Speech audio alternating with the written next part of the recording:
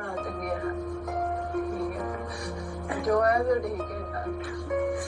पता मैं अभी तक इसकी वजह से रुकी थी क्योंकि हम दोनों एक दूसरे के बिना नहीं रह सकते थे बिल्कुल। ना मैं इसके बिना रह सकती, ना ये मेरे बिना रह सकती। और पता है चीजें असर से ऊपर हो गई बहुत ज्यादा। कोई नहीं, उन्होंने मुझे जन्म दिया है, ठीक है, उनके पास रहे। और पता है हम लोग मिलेंगे, हम कभी ना कभी जरूर मिलेंगे, हम साथ रहेंगे, नहीं रहेंगे जो भी है देखा जाएगा, पर होंगे साथ कभी। क्योंकि पता भगवान ने इतने दुख दिए हैं, इतने दुख दिए हैं, पता नहीं कभी तो उम्मीद है कि कभी तो ऐसा सुख आएगा बहुत, पर चीजें ऐसी खराब कर दी है ना। मैं नहीं चाहती कि इसकी भी पढ़ाई, ये सारी चीजें खराब हो। कोई बात नहीं, मिलेंगे, हम जरूर मिलेंगे। इस रात के 1 बज रहे हैं, 1 डेढ़ बज गए, अब तभी से रोने लग रहे हैं। हम यहाँ से चले तो जाएंगे, पर पता है हम दोनों अलग हो जाएंगे बिल्कुल। और ये सोच के ही ना हमारी रूह कांप गई।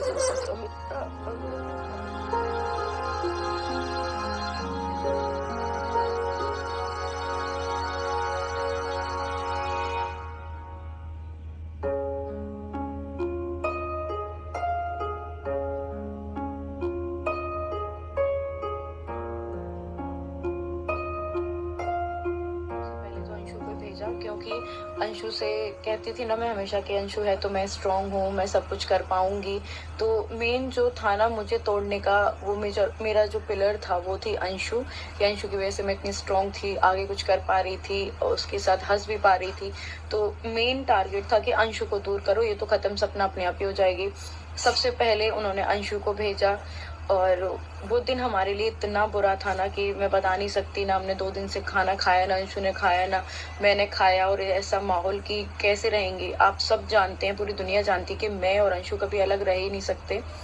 तो सबसे अच्छा उन्होंने काम यही किया कि पहले इन दोनों को दूर करते हैं, क्योंकि दोनों ही खत्म हो लेंगे ना। तो अंशु, मैं ये नहीं कह रही कि मैं नहीं रह सकती, वो भी मेरे बिना नहीं रह सकती। और हम दोनों को दूर कर दिया, ठीक है। वो किसके लिए कर रहे हैं हमें नहीं पता। उन्होंने जो भी किया हमें पहले दूर किया, फिर मैं भी वहाँ से हट गई हूँ, मैं वहाँ नहीं रह रही हूँ, मैं वहाँ से आ गई हूँ। और काफ़ी सारी चीज़ें उन्होंने बोली।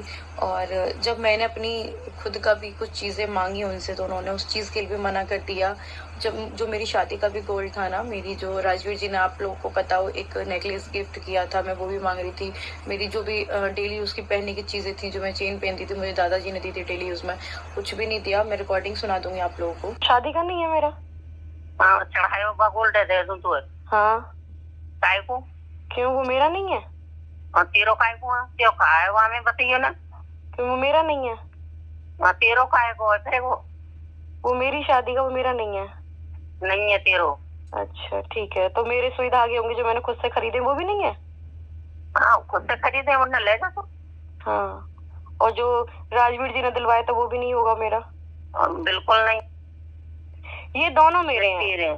हाँ, ये दोनों मेरे तो हैं। तुम वहां से लेके आई है। लेके कोई नहीं आता जी, मेरे हैं। हाँ, और रही बात देखो तुम्हारी मेरे प्रॉपर्टी हैं। की, वो भी तुम रख लो।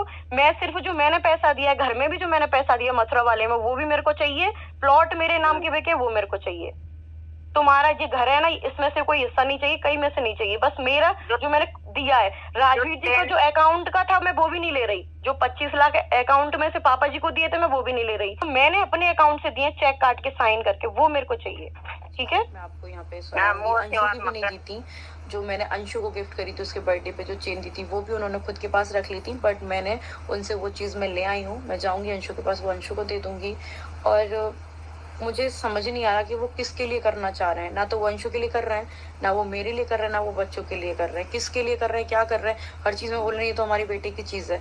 मैं सामान भी लेके आई हूँ अपना, तो सिर्फ और सिर्फ जो मैं काम करती थी वो लेके आई हूँ।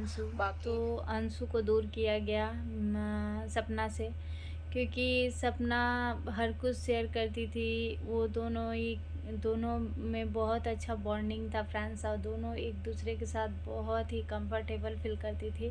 एक दूसरे की मदद भी किया करती थी, एक दूसरे की हेल्प किया करती थी। और दोनों मतलब बहुत कम ऐसा बॉन्डिंग देखने को मिलता है। पर अंशु भी क्या कर सकती है, अंशु की भी लाचारी थी, उसके पापा उसे लेने आए और ये सब साजिश के तहत ही किया गया है। सबका खुलासा होगा एक एक करके फ्रेंड्स। तो अंशु को फाइनली सपना से अलग कर दिया गया, उसमें लोग कामयाब हो गए हैं। तो फ्रेंड्स, किसी के कुछ भी करने से कुछ भी नहीं होता। सबका सही कहती है सपना कि सबका कर्मा साथ चलता है, मतलब सब जैसा जो करेगा कर्म उसका फल उसे ही मिलेगा। तो सास ससुर भी जो कर रहे हैं वो भी सही नहीं है। रिकॉर्डिंग है, वो रिकॉर्डेड है सारा, वो सब आप लोगों ने सुना। तो आप सभी खुद उससे ही अंदाज़ा लगा लीजिए फ्रेंड्स कि क्या सच है क्या झूठ है। ये तो कुछ बोलने वाली बात है नहीं। पर सपना पे अगर लोग ब्लेम करते हैं तो नहीं, सपना के साथ लाखों करोड़ों मिलियन फैमिलीज़ हैं जो सपना का सपोर्ट करेगी और मरते दम तक करेगी, क्योंकि सपना सही है और सपना ने बहुत दुख झेले हैं। और माँ बाप किसके लिए करते हैं? बच्चों के लिए। क्या बेटे के चले जाने के बाद बहू का कुछ नहीं होता? क्या बहू को घर से निकाल दिया जाता है? घर से निकालना तो उनका मतलब ये था कि अंशु को अलग करेंगे तो घर खुद ब खुद वो टूट जाएगी और छोड़ के चली जाएगी, क्योंकि वो अंशु के साथ हंसती थी, बोलती थी, थोड़ा मुस्कुरा लेती थी। ऐसे तो उसे पूरा दिन उस घर में रहना उसका मुश्किल हो जाएगा। तो उसने छोड़ दिया है फाइनली फ्रेंड्स घर। और देने से भी उनकी सासू माँ ने, आपने देखा ही कि सुना रिकॉर्डिंग की क्या था कि उनकी सासू माँ ने क्लियर कह दिया ये कि जो भी तूने खरीदा है खुद से वो तेरा है, बाकी जो मेरे बेटों का था वो मैं तुझे नहीं दूंगी। साफ उन्होंने कहा है। क्या तू वहाँ से लेके आई थी? तो वो साफ ये कह रहे हैं कि वो जो मेरे दोनों बेटे का है वो तेरा, उस पर कोई अधिकार नहीं है, और बाकी जो तेरा है वो तू ले सकती है। तो फाइनली फ्रेंड्स, आप सभी ने देख लिया कि आज के डेट में मतलब किसी पे भरोसा नहीं किया जा सकता। कभी हम लोग ये सोच नहीं सकते थे, हमेशा इनका देखते थे सपना जी का ब्लॉग वीडियो वगैरह, तो कभी भी ऐसा उन्होंने जताया नहीं कि वो इतनी तकलीफ़ में जी रही हैं। मतलब ऐसे भगवान ने तो उनके साथ बहुत बड़ी बेइंसाफ़ी की है। मतलब उनके ऊपर तो दुख का पहाड़ गिरा ही दिया, प्लस माँ बाप का जो सहारा बन के वो चल रही थी, वो माँ बाप ने खुद से सहारा उनका छीन करके उन्हें बेघर कर दिया और आज दर दर की ठोकरें खाने पे मजबूर कर दी। लेकिन भगवान सबके साथ होता है फ्रेंड्स। और हम सब भी हैं जो देख रहे हैं सपना को, और सपना कभी भी हार नहीं मान सकती, क्योंकि वो हार मानने वालों में से ही नहीं है। और ज़रूर कोई ना कोई रास्ता निकाल लेगी, और क्या होगा कैसा होगा अगला कदम, उसे घर छोड़ने के बाद उनका क्या क्या वो सामान ले जाएगी नहीं ले जाएगी, वो सब अभी बताया है सपना ने। बाकी आगे के ब्लॉग में आप सभी को देखने को मिलेगा। तो ये नेक्स्ट ब्लॉग देखने के लिए आप सभी हमारे चैनल पे बने रहिए, और जो भी आए हैं वो लाइक और कमेंट और सब्सक्राइब करना ना भूलें चैनल को। मिलते हैं नेक्स्ट ब्लॉग में, तब तक के लिए bye bye friends, take care.